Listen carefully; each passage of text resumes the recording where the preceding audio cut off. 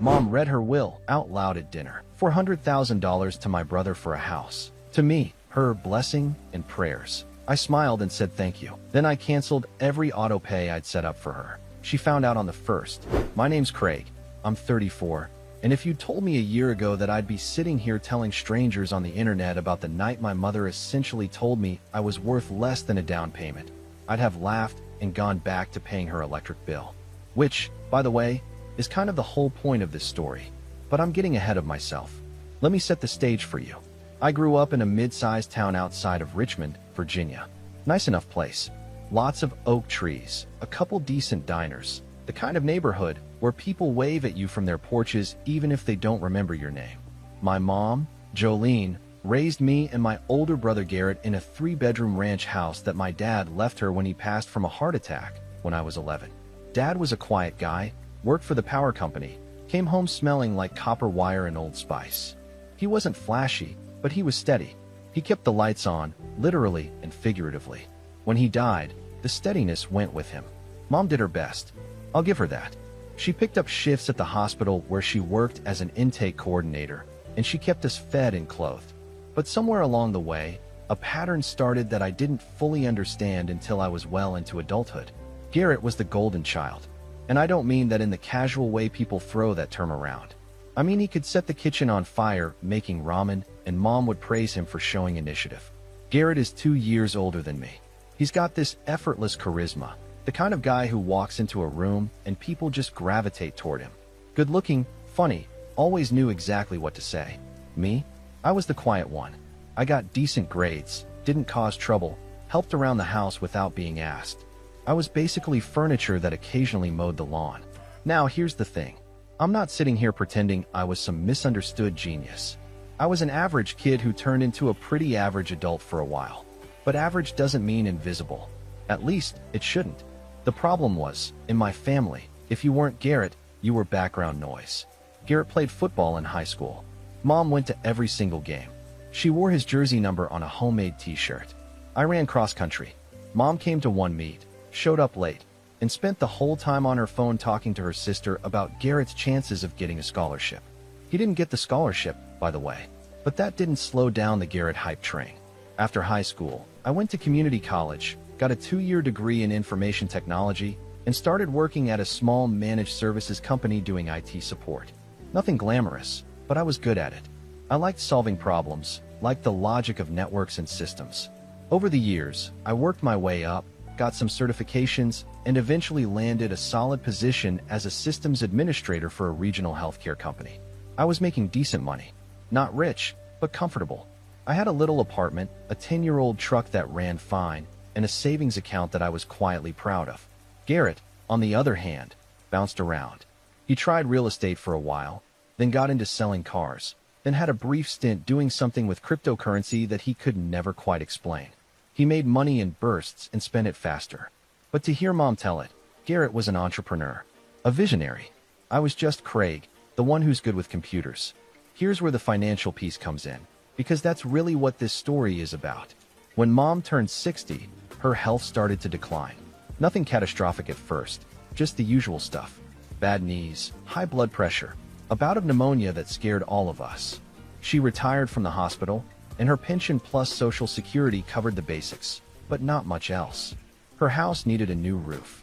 Her car was dying. Her prescriptions weren't cheap. So I stepped up. I didn't make a big speech about it. I just started handling things. I set up auto pay for her electric bill, her water bill, her internet.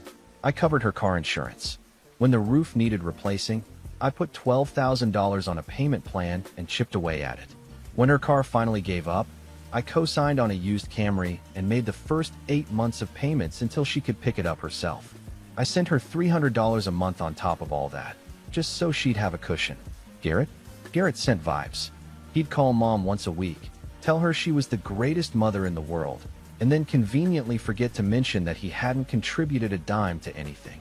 He did take her to lunch once in a while, though, at Applebee's. So there's that. I didn't resent it. Not really. Not at first. I told myself I was doing it because it was the right thing to do, because Dad would have wanted me to, because that's what family does. And honestly, I believe that. I'm not wired to keep score. Or at least I wasn't. The thing that started to chip away at me was the way Mom talked about it. Or rather, the way she didn't. She never once said thank you. Not genuinely. She'd acknowledge it the way you acknowledge someone holding a door open for you. A quick nod, maybe a distracted, "Oh, that's nice, Craig." Meanwhile, Garrett would send her a text saying, "Thinking of you, Mom," and she'd call me to tell me how sweet and thoughtful he was. I am not exaggerating. That actually happened multiple times. My girlfriend at the time, Sloan, was the first person to really call it out. She's a middle school counselor, very direct, does not sugarcoat things. She sat me down one night after I'd gotten off the phone with Mom and said, "Craig, do you realize your mother just spent 20 minutes telling you how Garrett surprised her with a phone call on her birthday and didn't mention that you literally drove 2 hours to fix her garbage disposal last Saturday?" I opened my mouth to defend Mom, and nothing came out. Because Sloan was right. She was always right about that stuff. It's annoying and also one of the reasons I love her.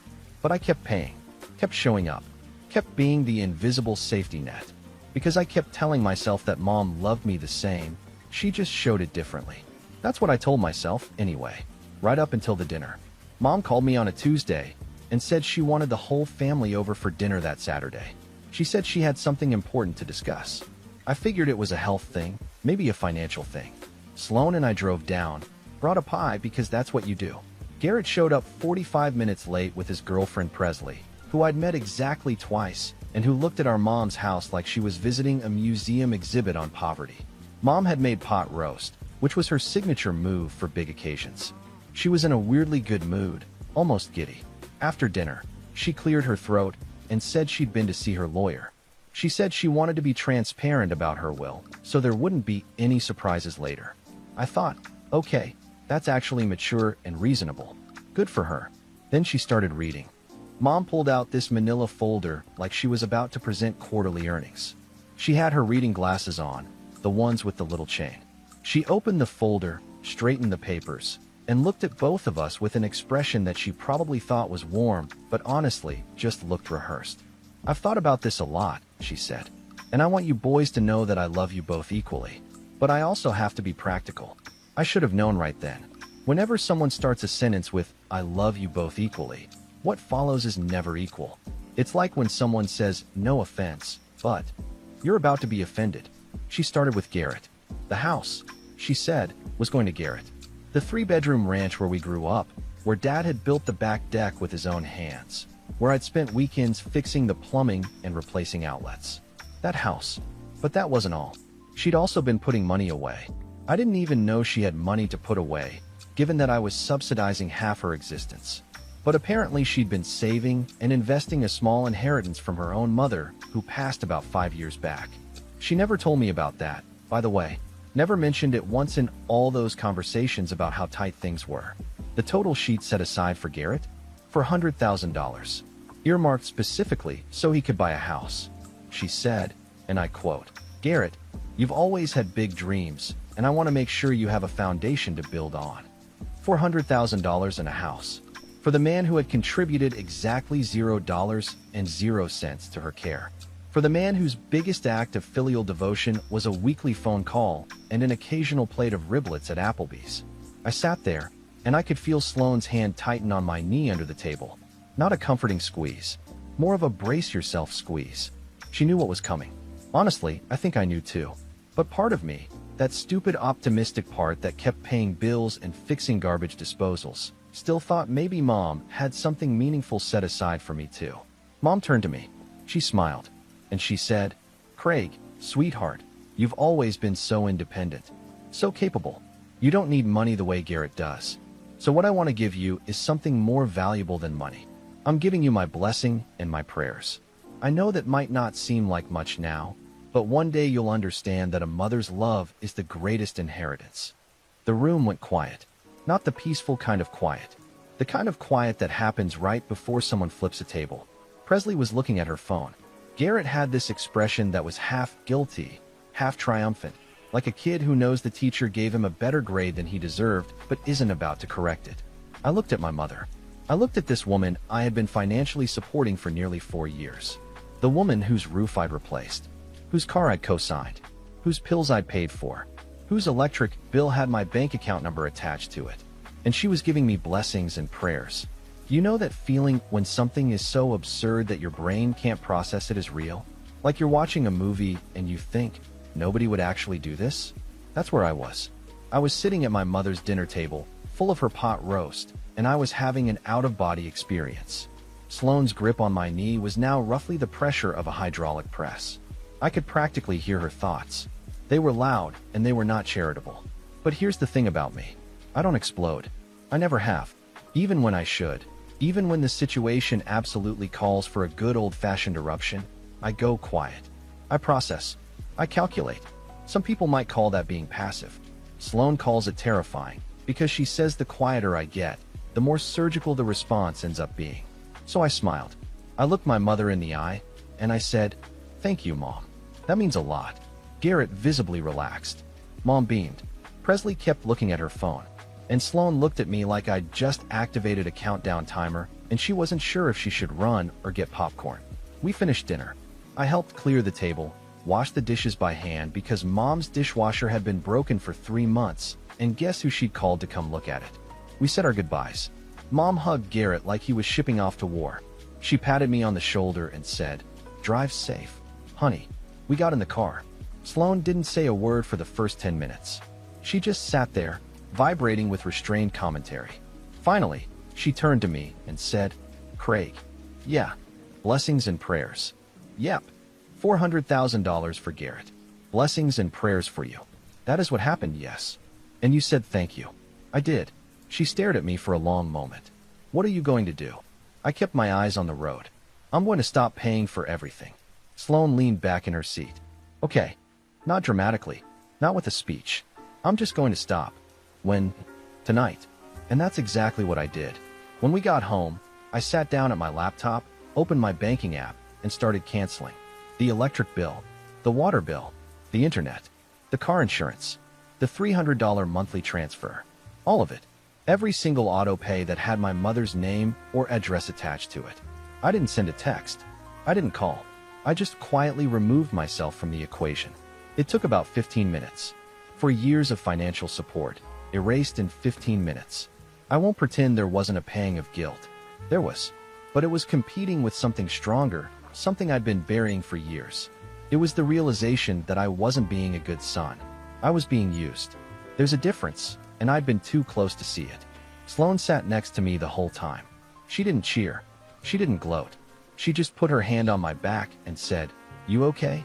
I said, "I think so." Asked me again on the first. The first. That's when the bills would come due. That's when the direct debits would bounce. That's when my mother would notice that her safety net had quietly packed up and left. The next few weeks were strange. I felt lighter, which I hadn't expected. I also felt guilty, which I had expected. Sloane was great about it. She didn't push me to talk about it, but she also didn't let me spiral. She'd catch me staring at my phone, waiting for Mom to call, and she'd just raise an eyebrow and say, "Not yet." Garrett called me once during that stretch, which was unusual. He wanted to know if I'd heard about some new investment opportunity. I told him I was busy and hung up. He didn't call back. Mom called me the following week to tell me about something she saw on television. A normal, chatty call. She didn't mention the will. She didn't ask how I was feeling about it. She talked for 20 minutes about a cooking show and then said she had to go because Garrett was calling on the other line. I said goodbye and felt nothing. And then the first of the month arrived. I was at work when my phone started buzzing. First it was a text from Mom, then another, then a call, then another call. I let them all go to voicemail. When I checked during my lunch break, I had 4 missed calls and a string of texts that escalated from confused to panicked. "Craig, my electric bill is saying past due. Did something happen with the bank?" "Craig, call me back please." "Craig, my car insurance got canceled. What is going on?" "Craig, call me." I read them all. I took a bite of my sandwich. And I texted back one line. "Hey Mom, sorry, been busy at work." "What's going on?" She called immediately. I let it ring 3 times, then picked up. She was frantic. Her electric company was threatening a shut-off notice. Her car insurance had lapsed. Her internet was down. She didn't understand what happened. She kept saying, "Something's wrong with the bank. Craig, something's wrong." And I said, very calmly, "Mom, I canceled the auto pays." Silence. Dead silence. The kind of silence that has weight to it.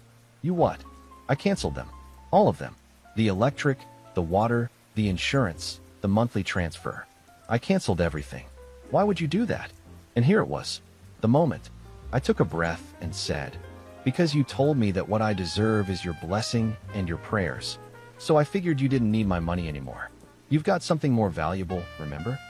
The silence on the other end of that phone call lasted about 8 seconds, which doesn't sound like much until you're living through it. 8 seconds of my mother recalculating her entire reality.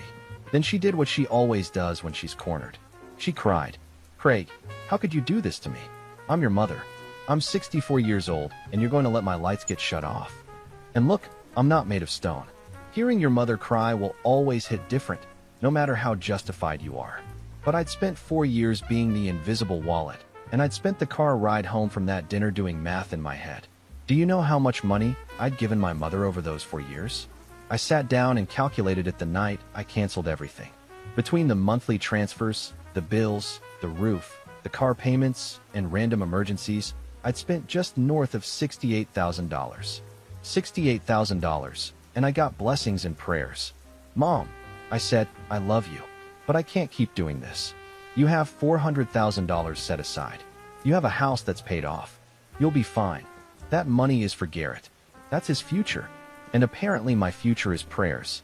So let's both lean into our inheritances and see how it goes." She hung up on me, which was fine.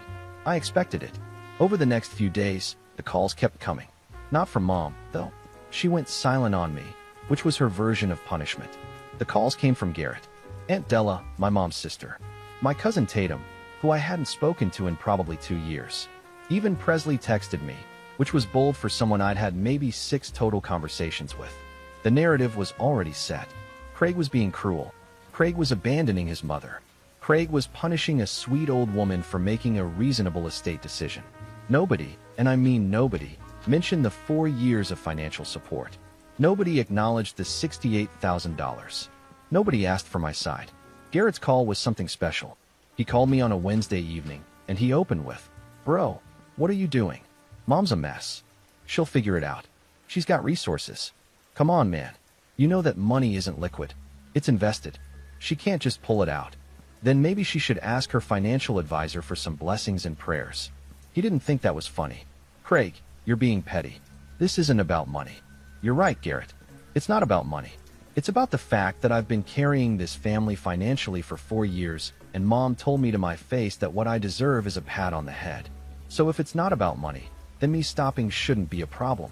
He stammered something about how Mom loves us both, how the will was just practical because I'm more stable, how I shouldn't take it personally. The same deflections, the same excuses. I told him I had to go and hung up. That was the beginning of what I call the dark month. Not because anything terrible happened, but because everything felt heavy. I second-guessed myself constantly. Was I being petty? Was I punishing my mother for a decision she had every legal right to make? Was I the villain in this story? Sloan was my anchor during all of it. She didn't tell me I was right. She didn't tell me I was wrong. She asked me questions. Good ones. "Craig, if your mom had split things equally and you found out later, would you have kept paying her bills?" "Yes," without hesitation.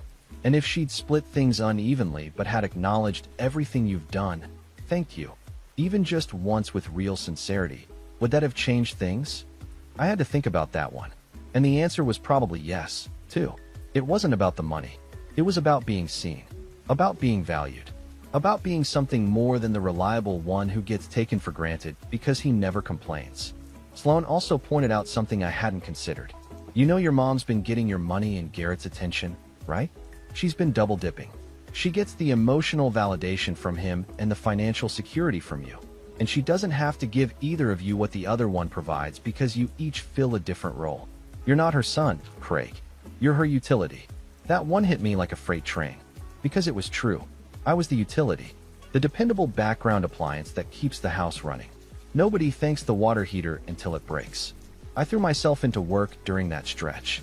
My company was going through a big infrastructure migration, and I volunteered for every extra project I could find.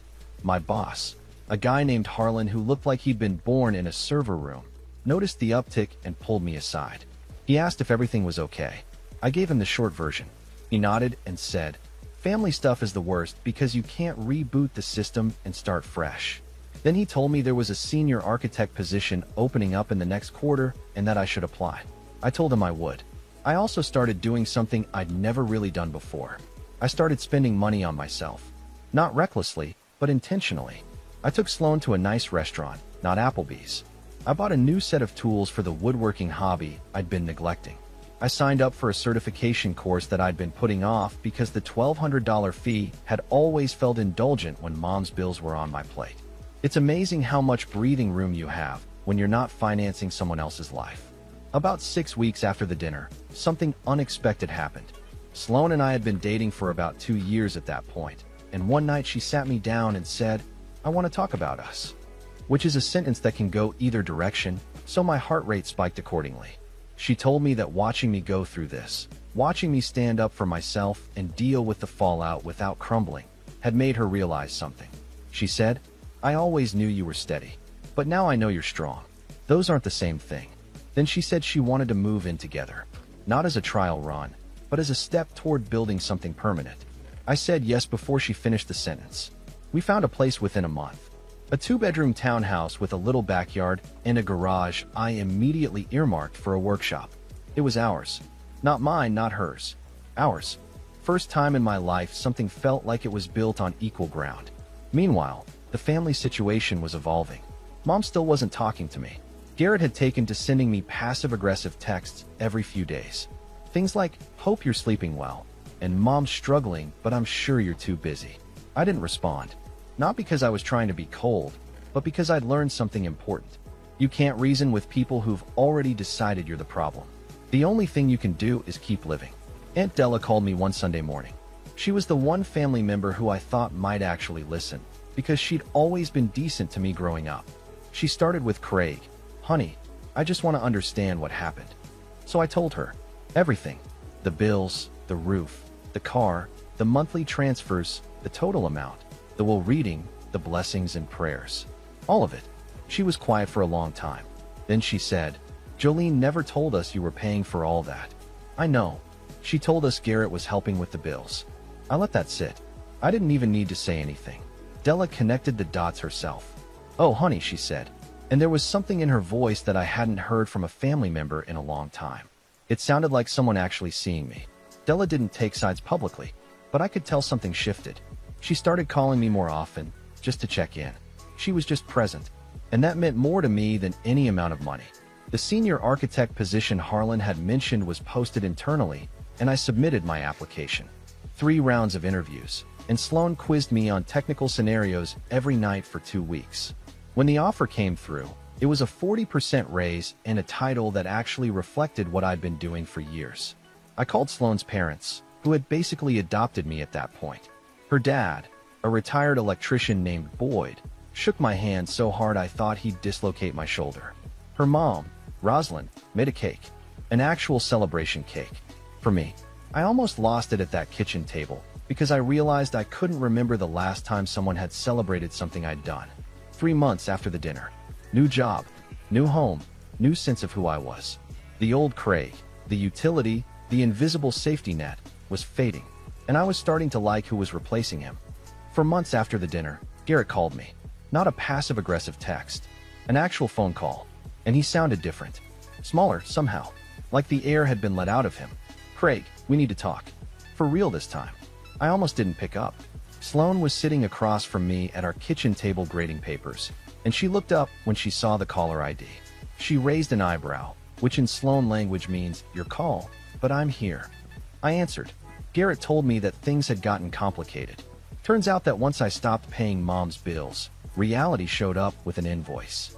Mom had burned through more of her own monthly income than I'd realized, mostly because she'd been spending freely, knowing my auto pays covered the essentials. Without my subsidies, she was short every month. Significantly short. So she'd gone to Garrett, and she'd asked him for money. Now, you have to understand something about Garrett. Garrett has never in his life been asked to financially support anyone. He's the one who gets supported. It's his whole identity. So when Mom came to him, hat in hand, asking for help with the electric bill and the car insurance and the water bill and everything else I'd been covering, Garrett did what Garrett always does. He promised the world and delivered a postcard. He gave her $500 the first month and told her he'd figure out the rest. The second month, he sent $300. The third month, he sent nothing because he'd gotten into some new business venture that required startup capital. By month 4, Mom was behind on nearly everything, and Garrett was dodging her calls the same way he used to dodge mine. "She's losing it, Craig," Garrett said. "She called me 7 times yesterday. She's talking about selling the house. The house she's leaving you in the will? Come on, man. I'm serious, Garrett. She's leaving you the house and 400 grand. Why does she need my help? Because the 400,000 is invested. It's in retirement accounts and some index fund thing her advisor set up. She can't just pull it out without penalties and taxes. It's long-term money. Sounds like a her problem. And a you problem, not a me problem." Garrett got quiet. Then he said something that genuinely surprised me. "You're right. I know you're right. I just don't know what to do." I didn't give him an answer. I told him I needed to think and hung up. But that conversation planted a seed. Not a seed of guilt. A seed of strategy. See, I didn't want revenge in the dramatic Hollywood sense. I didn't want to destroy my mother or humiliate my brother. What I wanted was acknowledgement. I wanted the truth to be on the table, visible, undeniable, so that nobody could rewrite history and make me the villain. And I was starting to see how that might happen. I talked to Sloan about it that night. She listened, asked her usual razor-sharp questions, and then said, "You know what's going to happen, right? Your mom is going to run out of options, and she's going to come back to you. When she does, you need to know exactly what you want." She was right. So I made a list. Not on paper, just in my head. What would it take for me to re-engage with my family in any capacity? First, I wanted a genuine acknowledgement of what I'd contributed. Not a vague "Craig helped out." A real, specific recognition that I had funded her life for 4 years. Second, I wanted the will revised. Not to cut Garrett out.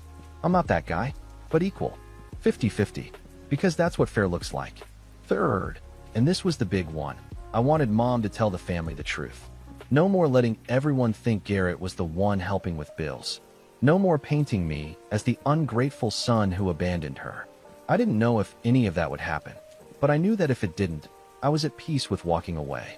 And that peace, that genuine willingness to let go, was the strongest position I'd ever been in. A few weeks later, Aunt Della called me again. She was careful about it, almost diplomatic. She said, "Craig, I know you don't want to hear about your mother, but I think there's something you should know." Mom had called a family meeting. Not a dinner, but a proper sit-down at Della's house. She'd invited Garrett, Della, my uncle Herschel, cousin Tatum, and a few other relatives. She'd intended it to be an intervention about me, about my abandonment. She wanted the family to collectively pressure me into resuming payments. But here's where it gets interesting. Della had apparently done some quiet investigating after our phone call. She'd talked to a few family members, asked some pointed questions, and she discovered that Mom's narrative had more holes than a screen door. Multiple relatives had been told that Garrett was the one handling Mom's finances. Della's husband Herschel had even lent Mom $2,000 a year ago because Mom told him she was strapped and the boys were doing their best, but it wasn't enough. The boys, plural, as if Garrett had contributed a single cent. So when Mom convened her intervention, Della came prepared. And instead of an ambush on Craig, it turned into an uncomfortable reckoning for Jolene. Della told me the highlights. Mom opened with her usual tearful performance about how I'd cut her off and left her to fend for herself. She was mid-sentence when Della interrupted and asked a simple question. "Jolene, how much money has Craig given you over the past 4 years?" Mom stammered. She said she didn't have exact numbers. Della pushed. "Ballpark. 10,000. 20. Mom said, "I don't know. Maybe 10 or 15,000. Della said, "Craig told me it was closer to 68,000. Is he lying?" The room went silent. Tatum, who had been firmly on Team Jolene up to that point, looked at Mom and said, "Wait, what?" Mom tried to redirect. She said the amount didn't matter, that what mattered was that a son doesn't abandon his mother. But the damage was done. Herschel, who is not a man of many words, looked at Mom and said, "You told me the boys were splitting things. You told me Garrett was helping." Mom didn't have an answer for that. Garrett, to his credit, or maybe to his shame, didn't try to lie. When Della asked him directly how much he'd contributed over 4 years, he stared at the floor and said, "Not enough." which was the understatement of the century, but at least it was honest. The meeting apparently devolved from there. Mom cried. Garrett looked sick. Tatum was furious, not at me, but at the deception. And Della, bless that woman, sat there calmly and said, Jolene, Craig isn't the one who needs an intervention. You are. I got the full recap from Della the next day. She didn't editorialize. She just laid out the facts and let me process. I sat with it for a while, and I felt something I didn't expect. I felt sad. Not for me. For my mother. Because she'd had 2 sons who could have been a team, who could have supported her together, and she'd blown it. She'd created a system where one son was rewarded for doing nothing and the other was exploited for doing everything. And now the system was collapsing, and she was standing in the rubble wondering why. 2 days after the family meeting, Garrett called me again. This time he didn't open with excuses. He said, Craig, I owe you an apology. A real one. Not the kind where I say sorry and then explain why it wasn't my fault. Just sorry. I didn't respond right away. I let the silence breathe. I knew, he said. I knew you were paying for everything. I knew, and I let it happen because it was easier for me. And when Mom told me about the will, I should have said something. I should have told her it wasn't fair. But I didn't, because I'm selfish. I've always been selfish. And I'm just now starting to see how much that cost you. I'm not going to pretend that one phone call fixed everything. It didn't. But it cracked something open. A door I thought was sealed shut. What do you want to do about it? I asked. I want to fix it. I don't know how, but I want to try. Then let's start with Mom. Because this doesn't work unless she sees it too. Garrett agreed. And for the first time in our entire lives, my brother and I were actually on the same page. Garrett and I met for coffee the following Saturday. Just the 2 of us. No girlfriends, no family buffer. We sat in a corner booth at a little place near my office. And for the first time in probably a decade, we actually talked. Not surface-level stuff. Real talk. He told me things I'd never heard before. He said he'd always known Mom favored him and that it had messed him up in ways he was just starting to understand. He said being the golden child sounds great until you realize it comes with this unspoken expectation that you'll never actually have to prove anything, which means you never actually grow. He said he'd spent his adult life bouncing from thing to thing because nobody ever made him stick with anything, and every time he failed, Mom was there to tell him he was still amazing. You got the opposite deal, he said. You got ignored, and it made you build something real. I got praised, and it made me build nothing. I won't lie, that was a gut punch. Because he was right. The guy who could charm a room was sitting across from me with no charm at all, just raw truth. And it was the most real version of my brother I'd ever seen. We talked about what to do with Mom. Garrett said he'd been thinking about it, and he wanted to go to her together. Not to ambush her, not to lecture her, but to lay it all out. He said he'd tell her he wanted the will changed. Equal split, everything down the middle. He said if she refused, he'd decline the inheritance entirely. I asked if he meant that. He looked me in the eye and said, Craig, you spent $68,000 on our mother, and she gave you a Hallmark card. The least I can do is make sure the will isn't another slap in the face. We set it up for the following weekend. Della offered to be there as a neutral party, which I appreciated. Sloan offered to come, but I told her this was something I needed to do with just family. She understood. She kissed me on the forehead before I left and said, Remember who you are now. Don't let her pull you back into who you were. We drove to Mom's house on a Sunday afternoon. The place looked rougher than I remembered. Overgrown flower beds, gutters sagging, unopened mail stacked on the porch. Without my support, things had slid. I reminded myself this was the consequence of her choice, not mine. Mom opened the door and looked surprised to see both of us. She hugged Garrett immediately, the full embrace. She looked at me and said, Craig, like she was acknowledging a delivery driver. We sat in the living room. Della was already there with 2 cups of tea and that calm, measured expression she gets when she's prepared to referee. Mom sat in her recliner, the one Dad used to sit in, and crossed her arms. Defensive before anyone had said a word. Garrett spoke first, which surprised me. He started by telling Mom that he loved her, that he'd always love her, and that what he was about to say came from that love. Then he said, Mom, the will isn't fair, and I think you know it's not fair. Mom's jaw tightened. I explained my reasoning. Craig is stable. He doesn't need the money. Mom, Garrett said, Craig spent almost $70,000 keeping your life running. He paid your bills, fixed your house, co-signed your car, and you gave him nothing, not even a real thank you. I gave him my blessing. Della leaned forward. Jolene, blessings don't pay electric bills. You know that. Mom looked at me, and for the first time, there wasn't frustration or entitlement in her eyes. There was something else. Fear, maybe. The fear of someone who's realizing the story they've been telling themselves doesn't hold up under scrutiny. I spoke carefully. Mom, I didn't stop paying your bills to punish you. I stopped because you showed me, very clearly, what you think I'm worth. And I believed you. So I treated myself accordingly.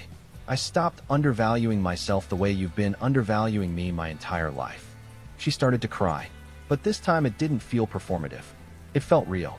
The kind of crying that comes from a crack in something you've been keeping sealed for a long time. I didn't mean it like that, she said. Then what did you mean, Mom? Because from where I was sitting, it felt like you were telling me that Garrett's dreams matter and mine don't. That his future is worth investing in and mine isn't. That I'm the reliable one, so I don't need to be appreciated. She didn't answer right away.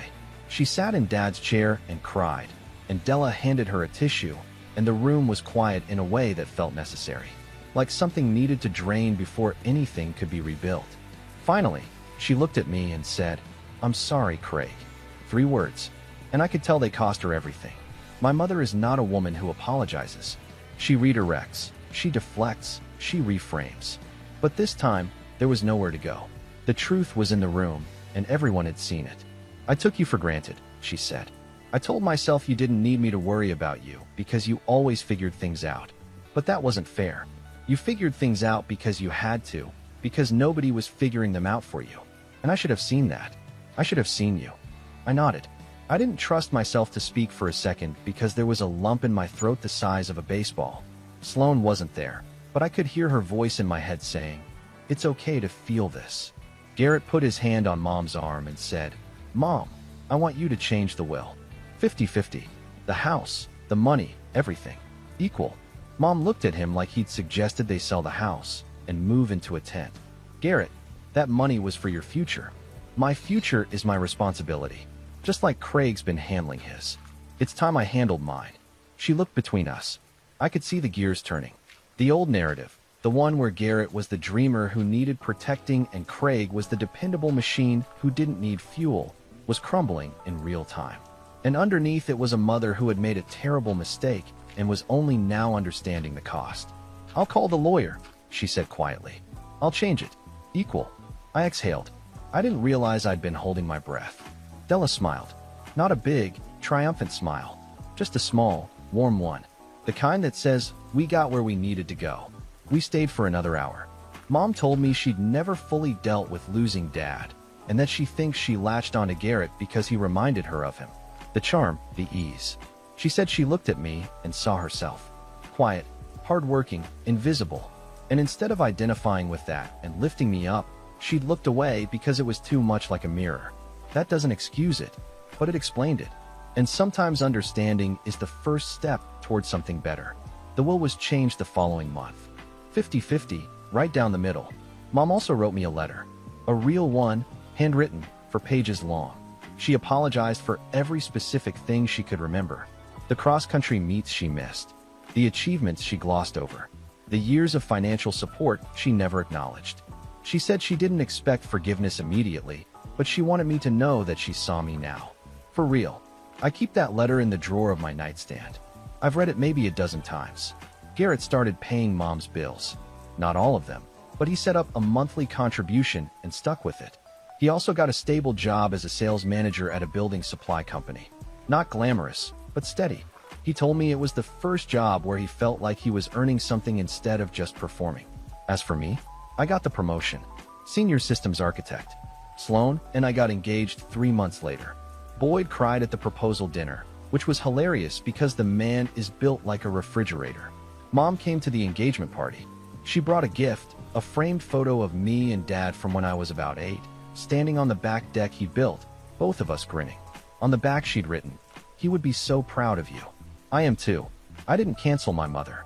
I canceled the dynamic. The dynamic where I gave everything and received nothing, where my value was measured by my usefulness and my brother's value was measured by his potential. That dynamic is dead. What replaced it isn't perfect. Mom and I are still rebuilding. Garrett and I are closer than we've ever been. It's messy, real, human. But I'm not invisible anymore. I'm not the water heater. I'm Craig. I'm 34, I'm engaged to the best woman I've ever met. I've got a career I'm proud of, and I've got a family that's finally learning to see me. And yeah, I've still got my mother's blessing and prayers. Turns out when they come with actual respect, they're not such a bad inheritance after all.